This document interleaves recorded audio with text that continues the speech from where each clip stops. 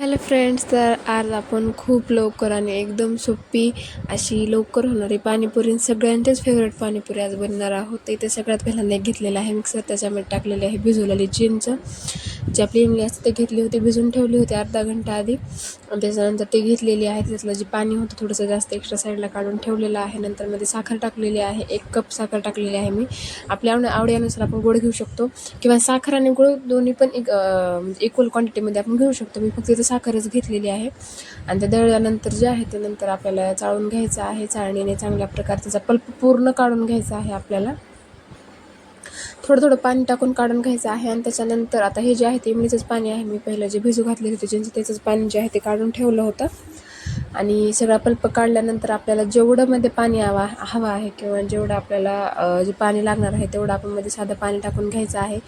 त्याच्यानंतर मध्ये एव्हरेस्टचा जे आहे ते मी चाट मसाला टाकत आहे आणि एव्हरेस्टचाच पाणीपुरी मसाला पण टाकत आहे. हे 2 मसाले मी टाकलेले आहेत आणि हे कंपल्सरी आहेत टाकाच, कारण चव खूप भारी लागते. दुसरे पण पाणीपुरी मसाले आहेत, सुहानाचे पण असतात, ते पण टाकू शकतो आपण.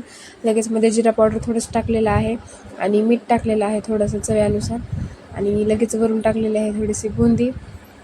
आणि आपलं जे गोड पाणी आहे ते एकदम रेडी झालेलं आहे. आणि लगेच मी तिखट पाणी करण्यासाठी घेतलेलं होतं, तिथे घेतलेली होती कोथिंबीर आणि लगेच मी टाकलेला होता थोडासा पुदिना. आणि त्याच्यानंतर टाकलेल्या होत्या मिरच्या, कारण मला थोडंसं जास्त पाणी तिखट पाहिजे होतं, त्याच्यानं थोडं जास्त टाकलेल्या होत्या मी.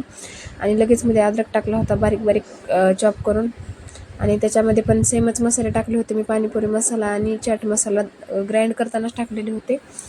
आणि लगेच हे जे आहे ते ग्राइंड करून घेतलेलं आहे. मग थोडंसं पाणी पण टाकलेलं होतं मी. तर ग्राइंड करून झालेलं आहे. आणि आता याला पण जे आहे ते मस्त आपल्याला चाळून घ्यायचं आहे. हे तर खूप बारीक पल्प होतो. हे चाळून घेण्याचं कारण एकच की मध्ये अद्रकचे वगैरे जे तुकडे असतात ते लागू नये जाता खाली, कारण ते लागले की मग चव पूर्ण वेगळीच लागते. आणि ही पाणीपुरीची जी रेसिपी आहे ती खूप इझी आहे, कुणी पण बनवू शकतो, खूप लवकर होते आणि खूप भारी पण लागते ही पाणीपुरी. नक्की तुम्ही ट्राय करा, मला नक्की सांगा तुम्हाला कशी वाटली ते.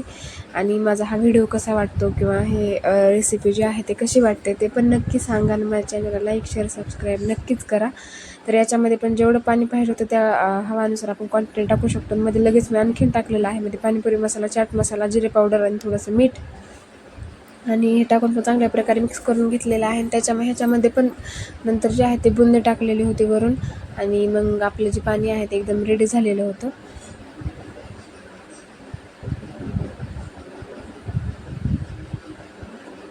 आणि एका साईडलाच कुकरमध्ये आलू जे आहे ते उकळण्यासाठी ठेवलेले होते, म्हणजे बटाटे जे आहेत ते चांगले बॉईल झाल्यानंतर त्याचे साल्ट वगैरे जे आहेत ते काढून घेतले. आणि त्याला मॅश करून मध्ये फक्त मीठ आणि जो कांदा असतो तो टाकून घेतला. मी एवढंच टाकते, मध्ये जास्त मसाला वगैरे तसं नाही करत बनत. तर ते टाकलेलं आहे. लगेच मध्ये टाकल्यानंतर ते सगळ्या प्रकारे मिक्स करून घेतलं की ते आलूचा मसाला रेडी होऊन जातो. त्याच्यावरून मस्त कोथिंबीर वगैरे टाकायची नंतर.